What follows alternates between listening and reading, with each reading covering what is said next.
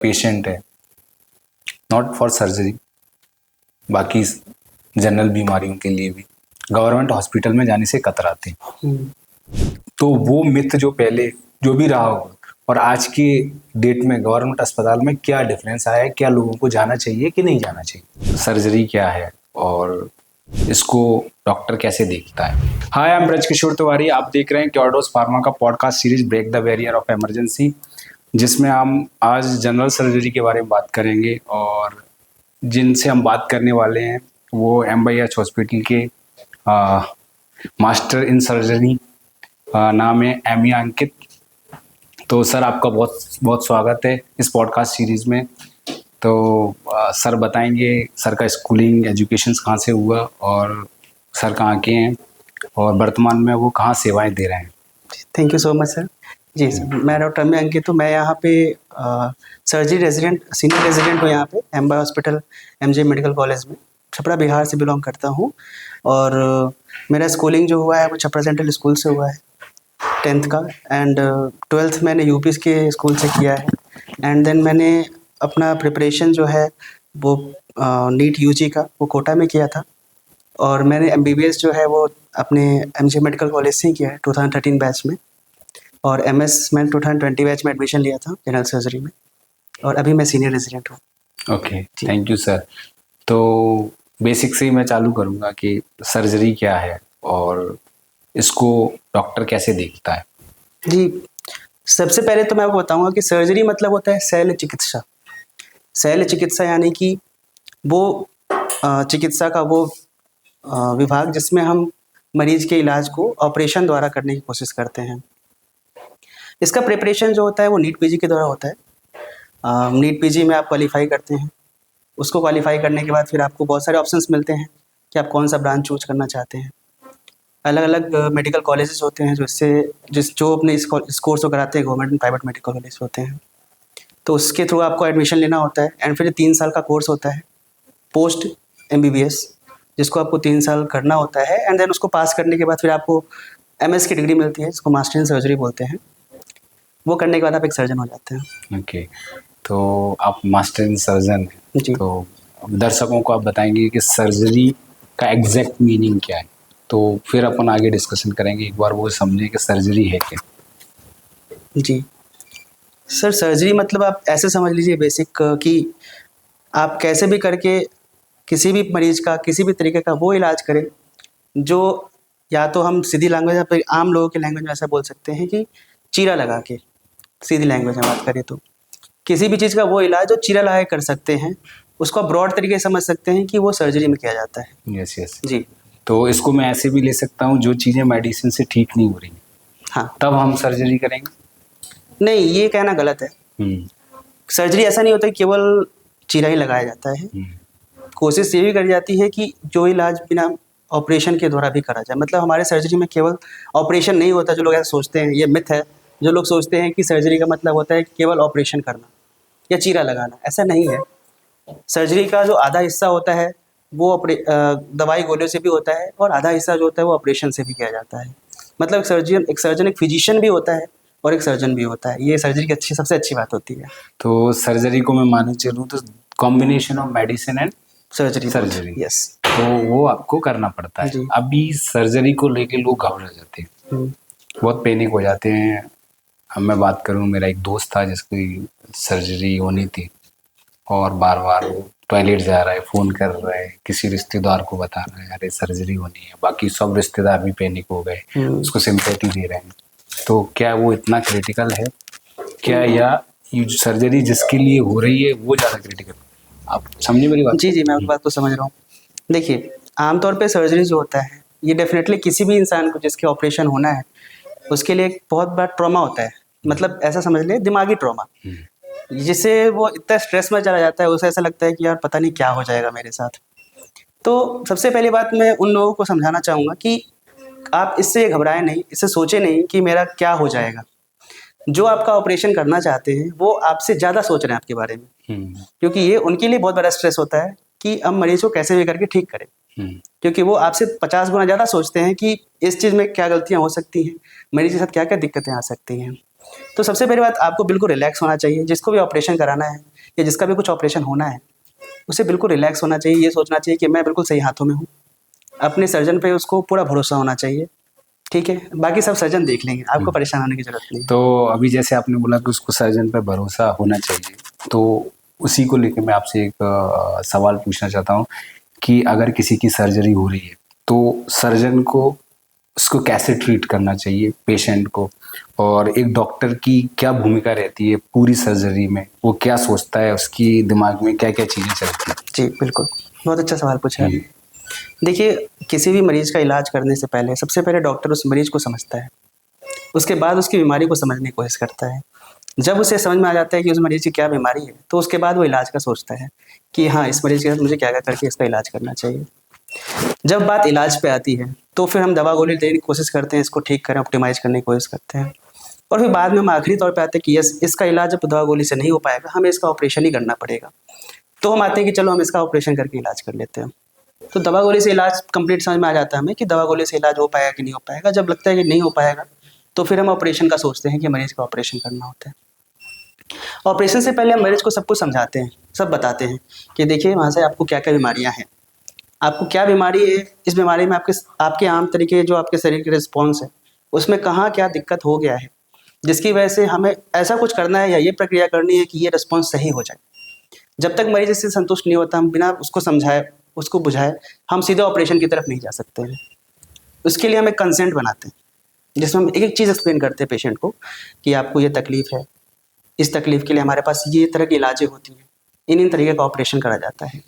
इस ऑपरेशन में ये दिक्कत हो सकती है, ये दिक्कत हो सकती है, ये दिक्कत हो सकती है, इस प्रक्रिया में ये दिक्कत हो सकती है, ये दिक्कत हो सकती है। ऐसे करके हम हर एक एक प्रक्रिया को समझाते हैं, हर एक एक ऑपरेशन के तरीके समझाते हैं, कैसे करे जाते हैं, हर एक तरीकों का क्या कॉम्प्लिकेशन हो सकता है, ये सब समझाते हैं।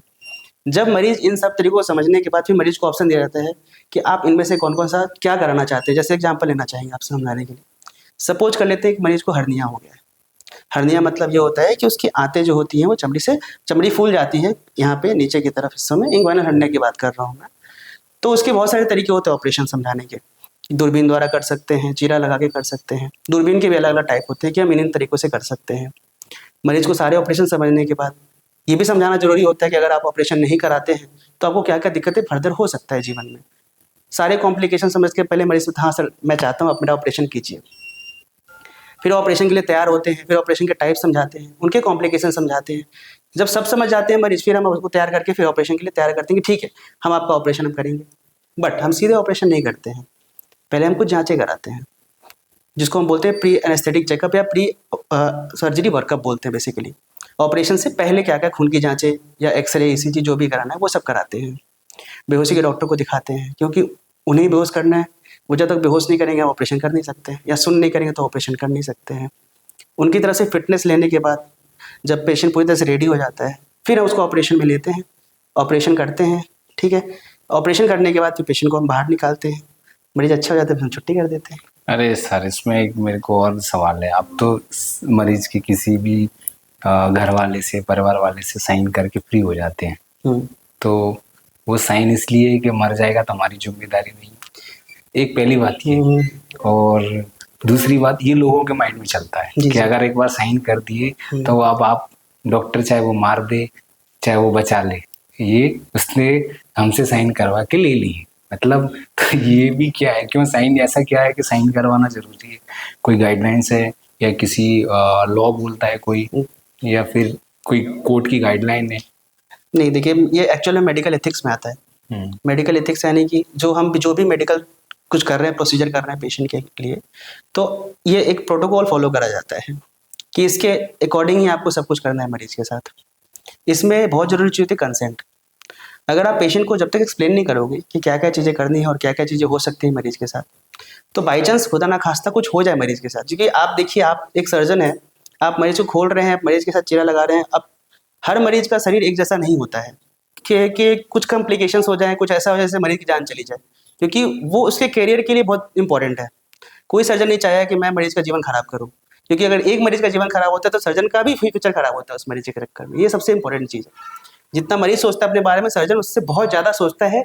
ये लोगों को समझने की ज़रूरत है। जैसा कि सर आपने बताया कि सर्जरी के लिए आप ऐसे प्रिपेयर होते हैं और पूरा एक लिस्ट आउट करते हैं, पेशेंट्स को समझाते हैं धीरे धीरे धीरे, तो उसमें पेशेंट कितना समझता है और उसके जो अटेंडर हैं और उसके फैमिली वाले हैं उनको कितना समझना चाहिए, या आप जो डिलीवर कर रहे हैं वो प्रॉपर तरीके से समझ रहे हैं? आपके पास तो बहुत सारे केसेस आते हैं जी तो क्या गैप है एक?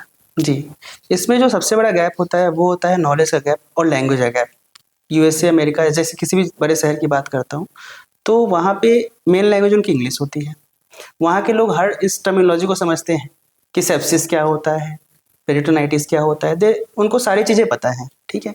बट हमें क्या करना होता है, हमें मरीज को आम उसकी लैंग्वेज में, यानी आमतौर पे हिंदी भाषा में, हमें हिंदी भाषा में उनको ऐसे समझाना होता है कि आपके पेट में ऐसा इन्फेक्शन फैल गया है ना, ये तकलीफ हो गई है। अब उसको वो कितना हद तक समझ पाते हैं, कितना नहीं समझ पाते हैं, फिर उसमें भी दिक्कत होता है।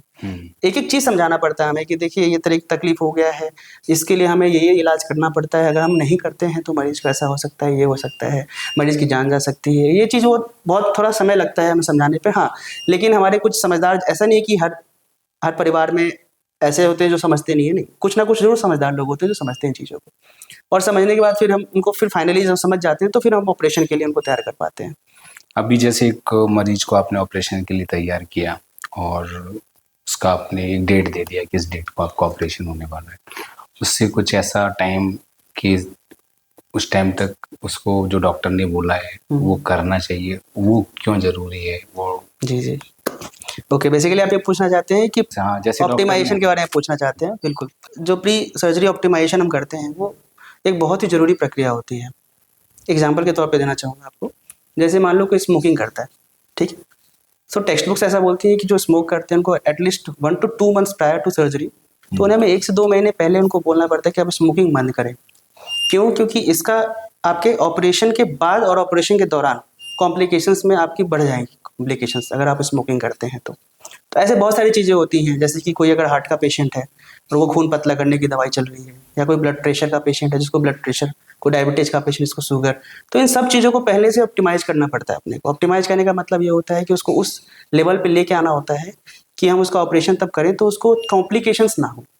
अभी जैसे स्मोकिंग की बात करी आपने, ड्रिंक्स की बात भी इसमें इंक्लूड होगी। बिल्कुल। तो वो तो एडिक्टेड है, उसको तो स्मोक करना है, उसको ड्रिंक पीना है। तो इस सिचुएशन में जब वो एडिक्टेड है और 1-1.5 महीने पहले आपने बोला और उसने वो चीज़ नहीं मानी, पोस्ट ऑपरेटिव तो वो जा नहीं पाएगा क्योंकि महीने भर तो बेड पे ही रहेगा वो। जी जी। तो फिर ये कॉम्प्लिकेशंस के बारे में आप बताइए। तो ठीक, फिर ऐसे में रहता है कि हमारे पास ये रहता है कि 2 तरीके से ऑपरेशन करी जाती है। एक होता है इलेक्टिव प्रोसीजर्स। इलेक्टिव मतलब जिसके हम प्लानिंग करते हैं कि यार इस मरीज को, जैसे सपोज एग्जांपल में इसको हर्निया है, तो हर्निया एक इमरजेंसी नहीं होता है, वो इलेक्टिव प्रोसीजर होता है। मतलब उसको हमें प्लान करना है कि इसको हमें आपके हिसाब से, आप सोच लो आपका ऑपरेशन कराना चाहते हैं, फिर हम उसके हिसाब से आपके हिसाब से आपकी सारी चीज़ों को देख के फिर ऑपरेशन प्लान करेंगे और तब हम ऑपरेशन करेंगे। और एक होता है इमरजेंसी प्रोसीजर, मीन्स जिसमें आपको इट इज़ इमरजेंट कि आपको ऑपरेशन करना ही है। अगर हम नहीं करेंगे तो आपके लिए लाइफ के लिए थ्रेटनिंग रहेगा, आप मर सकते हैं। तो अगर आप जैसे पूछा स्मोकर है, तो स्मोकर को डेफिनेटली 1 से 2 महीने पहले स्मोकिंग छोड़नी पड़ती है। तो आपको कोशिश करना है कि छोड़ें। छोड़ने के लिए आपको साइकेट्रिक ओपिनियन लेना है, रिहैब सेंटर जाना है, जो करना है आप करें, कोशिश करें। एंड करने के बाद जब आप सही हो जाए फिर आप उसके बाद ऑपरेशन कराने के लिए आएँ। लेकिन अगर आप इमरजेंसी में आते हैं, आपको किसी ने चाकू मार दिया है, तो हमें ऑपरेट करना ही है। अभी सपोज मान लो उसने, आपने बताया कि 1-1.5 महीने पहले ये सब चीज़ें छोड़ दो, उसने नहीं छोड़ा जी, तो फिर उसको आप पोस्ट ऑपरेटिव क्या क्या कॉम्प्लिकेशंस हो सकते हैं? जी, स्मोकिंग का मेन जो कॉम्प्लिकेशन होता है वो होता है घाव से रिलेटेड। अगर आप स्मोकर रहते हैं तो स्मोकर को घाव जो होते हैं वो घाव भरने में समय लगता है। इसलिए हम बोलते हैं कि स्मोकिंग जो है वो रुकना चाहिए, पहले छोड़ देना चाहिए, क्योंकि घाव नहीं भरता ढंग से। दूसरा, वो एडिक्टेड है तो उसके दिमाग में कहीं ना कहीं वो भी ट्रिगर करेगा कि उसको चाहिए नहीं, तो वो अलग टाइप की एंजाइटी हो जाएगी। मेनली यस, ये भी तकलीफ रहती है। मेनली जो ऐसे में अल्कोहल एडिक्शन रहते हैं उनको बहुत तकलीफ होता है, क्योंकि ऑपरेशन करने के बाद जो अल्कोहल एडिक्ट्स रहते हैं उनको बाकी साइकेट्रिक कॉम्प्लेंट्स ज़्यादा होने लगते हैं। वो बहुत इरिटेबल हो जाते हैं, मतलब उनको आप कंट्रोल नहीं कर पाते हैं। हमारे साथ होता है बहुत आजकल। इमरजेंसी में हमने जैसे किसी मरीज को ऑपरेट कर दिया, बाद में पहले पता रहता है कि वो अल्कोहल एडिक्ट है, तो ऑपरेशन के 1-2 दिन बाद वो पेशेंट बहुत ज़्यादा इरिटेट हो जाता है, उसके हाथ पे पकड़ने पड़ जाते हैं, हमको बांधना पड़ जाता है कि बांध के रखो, क्योंकि सारी नलियाँ जो लगाते हैं ऑपरेशन की वो सब खींचने लगते हैं वो मरीज। तो एक ये दिक्कत रहता है, तो इसके लिए फिर साइकेट्री विभाग से हमें ओपिनियन लेना पड़ता है कि उनको क्या क्या मेडिकेशन हम दें कि मरीज़ थोड़ा सा नॉर्मल हो जाए। तो ये सब रहता है। तो बेसिकली मैं जो समझ पाया हूँ सर ने जो बताया, जैसे कि अगर आपका ऑपरेशन होना है और डॉक्टर ने बोला है कि आपको 1-1.5 महीने पहले स्मोकिंग छोड़ना है और अल्कोहल छोड़ना है, तो आप डॉक्टर का कहा मानिए, जिससे कि आपको पोस्ट ऑपरेटिव कोई भी तकलीफ नहीं होगी जी। और सर दूसरा मैं ये भी जानना चाहूँगा कि 24 घंटे 48 घंटे पहले कुछ मेडिसिन चालू होते हैं ऑपरेशन से पहले। जी जी। और तो उनका क्या महत्व है ताकि लोग वो फॉलो करें? जी, तो बहुत अलग-अलग टाइप की दवाइयाँ होती हैं। सबसे पहले तो आपको ये समझना ज़रूरी है कि ऑपरेशन से पहले क्या ऑपरेशन होना है और किस टाइप की बेहोशी की दवा उनको देनी जानी है। जो बेहोशी की दवा दी जानी है उसके हिसाब से मरीज़ को एनबीएम मतलब कि नील बाय माउथ कितना रखना होता है। यानी कि ऑपरेशन से कितने दिन पहले तक या कितने समय पहले तक मरीज़ को जो है मुँह से कुछ नहीं देना होता है। ज़रूरी क्यों है ये समझना बहुत ज़रूरी है। सपोज़ कीजिए कि किसी मरीज़ को आपको बेहोश जनरल एनेस्थीसिया एग्जांपल देना हो। जनरल एनेस्थीसिया मतलब ये होता है कि मरीज़ पूरी तरीके से बेहोश रहेगा। खुद का साँस वो खुद से नहीं ले पाता, उसको वेंटिलेटर पे रखना पड़ता है। उसकी सारी मांसपेशियाँ जो होती हैं वो रिलैक्स रहती हैं। वो खुद कुछ भी नहीं कर पाता है। तो ऐसे कंडीशन में अगर आप पेशेंट को हल्का-सा भी कुछ अगर उसके पेट में रह जाता है, कुछ खाया रहता है वो, तो जब उसको हम बेहोशी से बाहर निकालते हैं, जब नाक की नली जो मुँह से डालते हैं अपन, जिसको हम एंडोट्रेकियल ट्यूब बोलते हैं। जब उसको बाहर निकालते हैं तो वो जो मरीज़ के अंदर पेट में ऐसा कुछ भी रहता है तो वो कई बार बाहर वॉमिट कर देता है। और जब वॉमिट करता है तो वो चीज़ें हो सकती है उसकी गलती से वो एस्पिरेट करना यानी कि उसके ट्रैकिया में चला जाए। और जब उसके ट्रैकिया में चला जाएगा तो मरीज़ के जाने के मरने के चांस बहुत बढ़ जाते हैं। ठीक है? तो ऐसे कंडीशन में पेशेंट को हमने वो कम से कम 6 से 8 घंटे के लिए उसको एनबीएम रखना होता है। मतलब उसको कुछ भी नहीं देना होता है ऑपरेशन से पहले। तो अगर आप इतनी देर तक के लिए पेशेंट को भूखा रखोगे या मुँह से कुछ भी नहीं दोगे, तो डेफ़िनेटली आप कुछ दवाइयाँ देनी पड़ेंगी ताकि उसके शरीर में जो कार्बोहाइड्रेट की कमी है वो पूरी की जा सके। तो फिर हम फ्लूइड्स देते हैं, दवाइयाँ देते हैं, ठीक है? ये तो हो गई एनबीएम से रिलेटेड बात। फिर और भी कुछ दवाइयाँ होती हैं जैसे कि अगर पेशेंट थायराइड की मेडिकेशन चल रही है, तो वो थायराइड की मेडिकेशन भी चलने देनी होती है। खून पतला करने की दवाई चल रहा है, तो उसको अपने को 3-4 दिन पहले बंद करना होता है। वो हम अलग से पढ़ते हैं कि कौन-सी दवाई कब-कब बंद करी जाती है। तो उसमें क्या है, जैसे मेरे किसी को ऑपरेशन के लिए बोल दिया गया, अब रिश्तेदारों के फ़ोन आना चालू हो जाते हैं कि ऑपरेशन के बाद तो ये घी नहीं खा पाएगा, खट्टा नहीं खा पाएगा, तो अभी जिसको ये खिलाना है खिला दो, है ना? तो वो भाई पूरी जद्दोजहद लग जाती है, बोला तुम्हें क्या पसंद है, तुम ये खा लो, बाद में नहीं खा पाओगे, है ना? तो ये क्या-क्या चीज़ें हैं, इसमें कितना मिथ है और ये कितनी सही है? जी, जी। इस बात पे भी आंसर दूँगा, उससे पहले एक चीज़ थोड़ी बतानी है आपको मुझे। जैसे कि क्या होता है कि मरीज़ को किसी डॉक्टर ने बोला कि भई आपको ये बीमारी है, तो आपको इस चीज़ के लिए इलाज या ऑपरेशन कराने की ज़रूरत है। तो हमारे आज के ज़माने में ऐसा हो गया कि मरीज़ सबसे पहले डॉक्टर पे विश्वास नहीं करते हैं। वो तो भैया उनकी पुरानी चली आ रही है कि अगर ऑपरेशन होना है तो ये चीज़ें बंद हो जाएँगी। तो डॉक्टर वो अलग ही डॉक्टर हैं। जी। हाँ, वही मैं बताना ये चाहता हूँ कि डॉक्टरों की बात कर रहा हूँ मैं, आप उनको समझाइए और क्या उसमें अपडेट कर सकते हैं, अभी की गाइडलाइंस क्या बोल रही है? जी, मैं वही समझा रहा हूँ आपको। तो मैं सबसे पहले तो लोगों को ये बताना चाहता हूँ कि आप अपने डॉक्टर पे विश्वास और भरोसा करना सीखिए। आपको किसी एक डॉक्टर ने बोला है कि आपको ये इलाज की ज़रूरत है, तो वो लोग क्या करते हैं कि अपने घर में 30-40 लोगों से पूछते हैं। फिर उनके अलग-अलग थॉट्स आते हैं, उनके अलग-अलग इलाज के वो तरीके आते हैं कि पहले ये दे के देखो, पहले ये करके देखो, पहले ऐसा करके देखो, तो ठीक हो जाएगा। हमारे खानदान में इनको ऐसा-ऐसा किया गया था, वो ठीक हो गए थे। वो आप करके देखते हो, फिर मरीज़ और ख़राब हो जाता है। फिर आप क्या करते हो कि यार नहीं, आप जो डॉक्टर दिखाया हम डॉक्टर बदल के देखो। हो सकता है बिना ऑपरेशन की बातें हो जाएँ। तो आप 3-4 डॉक्टर और बदलते हो, फिर मरीज़ और ख़राब हो जाता है। फिर जब मरीज़ ऑपरेशन के पास डॉक्टर के पास आता है ऑपरेशन के लिए, वो फिर मरीज़ इतना ख़राब हो चुका होता है कि फिर आप डॉक्टर को ब्लेम करने लगते हो कि आप इलाज सही नहीं कर रहे हैं। तो फिर आप वही अलग-अलग डॉक्टर के पास जाते हैं, फिर आप जब मरीज़ की हालत और ख़राब हो जाती है, फिर आप लौट के आते हैं, बोलते हैं डॉक्टर साहब ऐसा-ऐसा है। तो फिर आप खुद सोचिए कि आप पेशेंट को ऐसे घुमा-फिरा के जहाँ-तहाँ से लेके आ रहे हैं। आपको एक बार डॉक्टर ने समझाया था कि इसका ये इलाज हो जाना चाहिए था, आपने उस समय वो इलाज नहीं कराया और अब मरीज़ की हालत ऐसी हो गई है कि अब डॉक्टर अब वो डॉक्टर इलाज करता है तो आप उसको फिर बोलते हैं कि आप डॉक्टर सही से इलाज नहीं कर रहे हैं। तो ये एक जो सबसे बड़ा गलत चीज़ है ना, भरोसा, विश्वास, ये मरीज़ के परिजनों को और मरीज़ खुद समझना चाहिए, डॉक्टर के प्रति होना चाहिए। ये पहली चीज़। दूसरी चीज़ आपका सवाल था कि ये ना करो, वो ना करो, खट्टा खाना बंद कर दो। अभी जितना खाना है खा लो, ऑपरेशन के बाद नहीं खा पाओगे। ये सब चीज़ें बहुत बड़ी मिथ है। आपको एग्ज़ाम्पल देना चाहूँगा, लोग बोलते हैं खट्टा खाना बंद कर देना चाहिए, मीठा खाना बंद कर देना चाहिए, ऑपरेशन हो गया है तो दाल, थूली, दलिया ही खाओ। वो आप उसकी परेशानी बिल्कुल ना लीजिए। डॉक्टर को पता होता है, सर्जन को पता होता है कि मरीज को क्या खिलाना चाहिए, मरीज को क्या नहीं खिलाना चाहिए। आपको बताना चाहूँगा, हम ऑपरेशन कर देते हैं, फिर हम मरीज को बोल देते हैं अगले दिन से कि आप उसको अच्छे से सब कुछ खिलाइए।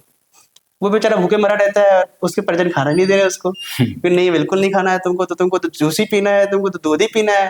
अरे डॉक्टर बोल रहे हैं देने के लिए, आप दे क्यों नहीं रहे हैं? यही मैं आपको ये समझाना चाहता हूँ कि मरीज जो है वो इन सब चीज़ों को समझते ही नहीं है। अटेंडर मरीज तो समझ जाते हैं, पर अटेंडर बिल्कुल नहीं समझते, मतलब परिजन बिल्कुल नहीं समझते हैं। वो तो ये के बहुत ज़रूरी है, आपको आपके डॉक्टर पर विश्वास होना बहुत ज़रूरी है। अच्छा, उनके पीछे और 50 डॉक्टर लगे हैं। उनके एग्जैक्टली। मामा जी, फूफा जी, दादी, मौसी जी, ये अलग डॉक्टर हैं। ये अलग, ये अपने में खुद बड़े हाँ, डॉक्टर्स होते हैं। डॉक्टर्स होते हैं और ये सजेस्ट करते नहीं, ये जी तो जी देना ही नहीं, डॉक्टर कुछ नहीं जानता, ऐसे उसको दिया था, ऐसा हो गया था। जी जी। हाँ, तो ये भी कॉम्प्लिकेशंस हैं। तो मैं यही कहना चाहूँगा, अगर डॉक्टर बोल रहा है तो आपको डॉक्टर पे भरोसा करना चाहिए। जो वो खाने के लिए बोल रहा है वही खाना चाहिए। बाकी डॉक्टर से ज़्यादा मेरे को नहीं लगता इस फील्ड में कोई भी जानता होगा कि मरीज के लिए क्या सही है और क्या गलत है। तो डॉक्टर पे आंख बंद करके भरोसा करें। बिल्कुल करना चाहिए, बिल्कुल ही करना चाहिए। और ये हमने कोविड में भी देखा कि जी डॉक्टरों ने कितनी मेहनत करी और कैसे कैसे लोगों को संभाला, जिसमें खुद डॉक्टरों की जान चली गई। जी बहुत से ऐसे डॉक्टर हैं जिन्होंने अपनी जान चली गई उनकी, और लेकिन वो काम करते रहे, तब भी वो खड़े रहे। ऐसा नहीं हुआ कि अगर उस टाइम पे अगर डॉक्टर हिल जाते कि सब घर में बंद हो जाते तो बड़ी मुश्किल हो जाता पूरे बिल्कुल। कंट्री के लिए। बिल्कुल।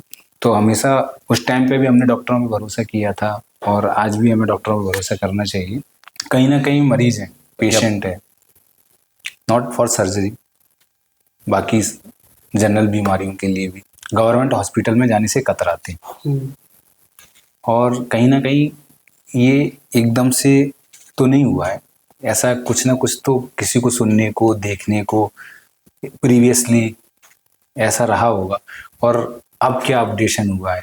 तो क्योंकि एक चीज इतनी जल्दी नहीं बनती है कि मैं अगर उस जगह पे जाने से घबरा रहा हूँ तो उसकी मैंने कुछ कहानी सुनी होगी, जी जी। कुछ प्रीवियस एक्सपीरियंस रहा होगा जो लोगों ने शेयर किया होगा, तब जाके एक उसमें मजबूती आती कि नहीं हम गवर्नमेंट में दिखाने नहीं जाएंगे, इससे अच्छा हमारा प्राइवेट है। तो वो मिथ जो पहले जो भी रहा होगा और आज की डेट में गवर्नमेंट अस्पताल में क्या डिफरेंस आया है, क्या लोगों को जाना चाहिए कि नहीं जाना चाहिए। बिल्कुल, आपका सवाल बहुत सही है। देखिए क्या है कि इसके एक एक करके मैं आंसर देना चाहूँगा हर चीज़ों पे। पहले और आज के गवर्नमेंट के अस्पतालों में बहुत परिवर्तन आ गया है। सरकार बहुत पैसे खर्च कर रही है लोगों के इलाज के लिए, बड़े से बड़े डॉक्टर सब गवर्नमेंट से जुड़े हुए हैं। प्रॉब्लम जो सबसे बड़ा होता है लोगों के लिए होता है भीड़। कोई लाइन में खड़ा होने नहीं चाहता, क्योंकि गवर्नमेंट अस्पताल में जाएंगे आप, कितने भी रईस हों या कितने भी गरीब हों, प्रक्रिया सबकी सेम है। सबसे पहले आपको पर्चा बनवाना है। नहीं सर, वीआईपी ट्रीटमेंट मिलता है अस्पताल में भी। नहीं, गवर्नमेंट अस्पताल में जो प्रक्रिया है वो तो वैसे ही चलती है। वीआईपी ट्रीटमेंट आपको प्राइवेट में ज़्यादा अच्छा मिल सकता है, गवर्नमेंट में तो वैसे ही चलता है। तो लोग इसलिए सोचते हैं सबसे पहले कि आपको उस भीड़ में कौन खड़ा हो, क्योंकि आपको पर्ची बनवानी है, पर्ची बनवा के फिर जाना है आपको डॉक्टर के पास दिखाने के लिए। तो एक भीड़ से लोग कतराते हैं बहुत ज़्यादा। रही बात फ़ायदे की और फैसिलिटीज़ की, तो गवर्नमेंट अस्पताल में बहुत फैसिलिटीज़ आ गई है। आप देखो, जैसे मैं एग्जांपल देना चाहूँगा आपको, हमारे एमवाई अस्पताल का ही देना चाहूँगा।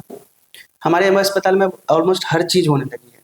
पहले, अब तो नया सीटी मशीन और सब कुछ आ गया है, जो हमारे पहले नहीं था वो सब आ गया, अपना खुद का आ गया, मतलब गवर्नमेंट का ही आ चुका है। डायलिसिस होता है, बोन मैरो ट्रांसप्लांट होता है, ऑलमोस्ट हर तरह की सर्जरीज होती हैं, दूरबीन पद्धति से होती है। अब रोबोटिक सर्जरी भी हमारे एमवाई अस्पताल में आने वाला है, सुपर स्पेशलिटी हॉस्पिटल में। तो अब तो हर चीज़ें होने लगी हैं, मतलब गवर्नमेंट जो बहुत पैसे खर्च कर रही है, तो आप इस चीज़ को मानना पड़ेगा आपको। दूसरी चीज़, आप जो लोगों के मन में रहता है कि यार हम प्राइवेट में दिखाएं, मेरे हिसाब से गवर्नमेंट अस्पताल जो किसी मेडिकल हॉस्पिटल से, मेडिकल कॉलेज से जुड़ा हुआ है, उससे अच्छा इलाज आपको किसी प्राइवेट अस्पताल में नहीं हो सकता है। ऐसा मैं क्यों बोल रहा हूँ, समझिए इस चीज़ को। मेडिकल कॉलेज से जुड़े हुए अस्पताल में क्या होता है, एक फर्स्ट ईयर होता है, एक सेकेंड ईयर होता है, एक थर्ड ईयर होता है, एक उसके ऊपर एक सीनियर रेजिडेंट्स होते हैं, फिर असिस्टेंट प्रोफेसर होते हैं, एसोसिएट प्रोफेसर होते हैं, प्रोफेसर होते हैं, मतलब इतने सारे कैडर में लोग जमे हुए होते हैं। तो फर्स्ट ईयर पहले इलाज करके अपना मतलब पेशेंट को देख रहा होता है, सेकेंड ईयर उसको ऑर्डर दे रहा होता है, थर्ड ईयर फिर पेशेंट देखता है, उसको समझाता है क्या करना है। तो इतने लेवल पे चेक्स होते हैं, जितना आप किसी भी प्राइवेट अस्पताल में जाएंगे तो आपको एक ही डॉक्टर देख रहे होते हैं वहाँ पे। बट उसमें भी मैं ये बोलना चाहूँगा कि लोग आके बोलते हैं, ये लोगों से लिए हुए मतलब सवाल है कि वहाँ तो छोटे नए डॉक्टर होते हैं, वही देख के चले जाते हैं, बड़ा डॉक्टर तो पता ही नहीं चलता कब आया कब चला गया। ये मैं सबसे पहले लोगों के मन में क्लियर करना चाहूंगा कि देखिए, छोटे डॉक्टर जो होते हैं, पहली बात तो उन्हें छोटा ना बोले। जो लोग नहीं, ये सोचते हैं, लोग, हाँ मैं वही हाँ, बोल रहा हूँ, लोगों के लिए बोल रहा हूँ कि आप उन्हें छोटा ना बोलें, क्योंकि वो डेफिनेटली इतना इतना मेहनत करके, इतनी पढ़ाई करके इस लेवल पे पहुंचे हैं कि वो, कोई भी इंसान, कोई भी डॉक्टर जब बनता है तो ऐसा तो नहीं होता है कि वो पैदा होते ही डॉक्टर हो गया। ऐसा तो है नहीं, मतलब आया और डॉक्टर बन गया, बड़ा डॉक्टर बन गया। धीरे धीरे करके जीवन में सीखता जाता है, फिर जाके बहुत बड़ा डॉक्टर बनता है। तो वो जो छोटे डॉक्टर आप बोल रहे हैं, जिनको जूनियर डॉक्टर हम बोलते हैं, वो किसी ना किसी की बात को फॉलो करके काम करते हैं। जैसे सीनियर कंसल्टेंट हैं जिनके अंडर वो पोस्टेड हैं, तो सीनियर कंसल्टेंट ने कुछ कहा तो वो उसको वो फॉलो कर रहे हैं, और ये सारी बातें सीनियर कंसल्टेंट तक पता रहती हैं कि इस मरीज को डॉक्टर साहब ये हो रहा है, तुम क्या करें। तो सारी बातें उनको पता होती हैं, फिर वो उनको समझा रहे होते हैं कि आपको ऐसे ऐसे करना है। और ये लर्निंग फेज होता है कि आपको इनको सिखाना है, इनको सीखना है और फिर इनको करना है। बात समझ में आ रही है कि नहीं? मतलब खुद से कुछ अलग से नहीं कर रहे होते हैं, वो धीरे धीरे सीख रहे होते हैं, समझ समझ के, भरोसे सीख सीख के। तो मैं जो समझ पाया हूँ वो समझाता हूँ लोगों को। अगर आपको कोई भी जूनियर डॉक्टर देख रहा है और उसको लगता है कि मेरे को समझने में प्रॉब्लम है, या फिर वो जब भी कुछ भी क्लैरिफिकेशन लेता है वो अपने सीनियर से जरूर कंसल्ट बिल्कुल करता है, बिल्कुल उसके बाद ही आपको कोई इलाज देगा। जी। तो आप ऐसा ना समझें कि अगर सीनियर डॉक्टर एक दिन नहीं आया है आपको देखने के लिए तो उसको आपके बारे में कुछ पता नहीं है। आपका कोई भी कॉम्प्लिकेशंस आ रहा है ड्यूरिंग जो भी ट्रीटमेंट में, तो उसको डेफिनेटली जो बड़े डॉक्टर बैठे हैं उनको सब पता रहता है, उनकी बगैर अनुमति के कुछ भी नहीं होता। जी। तो आपको इस चीज़ को लेके बिल्कुल भी वो नहीं होना चाहिए। और जैसे सर ने बोला है कि MIH में जाइए। और एक चीज़ और, इसमें क्या रहता है कि मैं ऑपरेशन तो कराऊंगा प्राइवेट हॉस्पिटल में और डॉक्टर चाहिए मुझे सरकारी अस्पताल का, ऐसा भी है। तो मतलब कहीं ना कहीं आपको फेथ है कि अगर बड़ा मेडिकल कॉलेज है उसका डॉक्टर है तो वेल एक्सपीरियंस्ड और वेल इक्विप्ड है अपनी सर्जरी के लिए, तो आप उसको कहीं ना कहीं हायर करना चाहते हैं और एक प्राइवेट में उसको ऑपरेशन करवाना चाहते हैं। देखा है मैंने कि अगर प्राइवेट क्लिनिक है वहाँ जाने से डरते हैं, भीड़ भी है, लेकिन लिटरली ये भी है कि जब लास्ट में लोग वहीं पहुंचते हैं कि सरकारी के बड़े अस्पताल के डॉक्टर को दिखवाओ क्योंकि वो बहुत सही है। तो ये है, तो ये बैरियर्स क्यों है सर इतना? देखिए, इसके पीछे वही है कि लोगों को क्या है, लोगों को थोड़ा सा क्या रहता है कि नहीं, मुझे हर चीज़ आराम से हो जाना चाहिए। बस ये तकलीफ सबसे बड़ी है कि आप ये सोचते हो कि नहीं यार, मुझे हर चीज़ इजीली हो जाए। अब आप प्राइवेट में अगर उन्हीं डॉक्टर से दिखा रहे हो जो डॉक्टर आपके एक मेडिकल कॉलेज में, एक अस्पताल से जुड़े हुए हैं, सरकारी अस्पताल से, तो आप खुद सोचिए ना कि इलाज तो बदल नहीं जाएगा, क्योंकि डॉक्टर तो वही है, ऑपरेशन भी वही करेंगे आपका, या इलाज वही करेंगे आपका। बस आप इसलिए जा रहे हो प्राइवेट में क्योंकि आपको वहाँ पे आराम से सब चीज़ें इजीली अवेलेबल हो पाए। बस ये सबसे बड़ी दिक्कत, क्योंकि गवर्नमेंट में क्या होता है कि भीड़ बहुत रहती है। दूसरा एक चीज और मैं बताऊंगा, मीम्स बनते हैं, आपने देखे होंगे। तो इसके लिए भी गवर्नमेंट को या MCI को कुछ करना चाहिए। मैं आए दिनों मीम्स देखता हूँ व्हाट्सएप पे, इंस्टा पे। ये तो आजकल यूनिवर्सिटी बन गई है जिसमें नॉलेज आपको कुछ भी मिल जाएगा। तो जैसे मीम्स चल रहे हैं, इंस्टा चल रहे हैं, उसमें एक सरकारी अस्पताल का दिखाया जाता है, बोला लाइन में लगो, आया देखा दवाई लिख के जाओ, जैसे ही फिर वो प्राइवेट में जाता है। ये मीम्स है, मैं आपको कहो तो शेयर कर सकता हूँ आपको सर। और उसके बाद वो गया प्राइवेट में, उसको गले लगाएगा, उसको आपको क्या प्रॉब्लम है, आप ये जांच कराइए, बड़े आराम से देखेगा। तो ये भी कहीं ना कहीं दिमाग में घर करते हैं लोगों के ऐसे मीम्स। तो इसके लिए भी MCI को या फिर डॉक्टर्स को इसके लिए मुहिम चलानी चाहिए गवर्नमेंट की तरफ से। आप इसमें क्या कहना चाहेंगे? देखिए, आप जो सवाल पूछ रहे हैं, क्रिटिसिज्म बेसिकली जो गवर्नमेंट हॉस्पिटल के लिए बहुत होता है लोगों के लिए। आप इस चीज़ को समझिए कि सरकारी अस्पताल में कितने मरीज आते हैं और किसी प्राइवेट हॉस्पिटल में कितने मरीज आते हैं। आप जब इस डाटा को निकालोगे और देखोगे तो समझ में आएगा कि आमतौर पे एग्जांपल मैं अस्पताल का ही ले लूँ तो डेली की OPD प्लस इमरजेंसी मिला ले तो कम से कम 3 से 4 हज़ार पेशेंट्स जो हैं वो हम देखते हैं, मतलब सारे डिपार्टमेंट को मिला लिया जाए तो। वही अगर प्राइवेट की बात करो तो 1000 भी बहुत हो जाए, बहुत बड़ी बात है।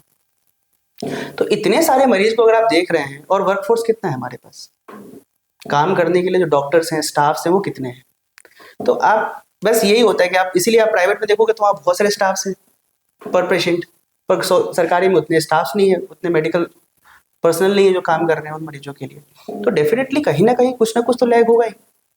जो गवर्नमेंट कोशिश कर रही है फुलफिल करने के लिए, धीरे धीरे पोस्ट निकाल रही है और डॉक्टर्स को बहाल कर रही है कि इतने ज़्यादा वो वहाँ पे रहें ताकि इलाज अच्छे से हो पाए। लेकिन आप एक पॉजिटिव एस्पेक्ट ये देखिए कि इतने सारे पेशेंट्स को देखने के बाद भी कितने अच्छे तरीके से इलाज हम कर पाते हैं, इतनी कमियों के कारण भी। वो सबसे जरूरी है, उसके बारे में तो कोई कुछ बोलता नहीं है। नहीं, नहीं।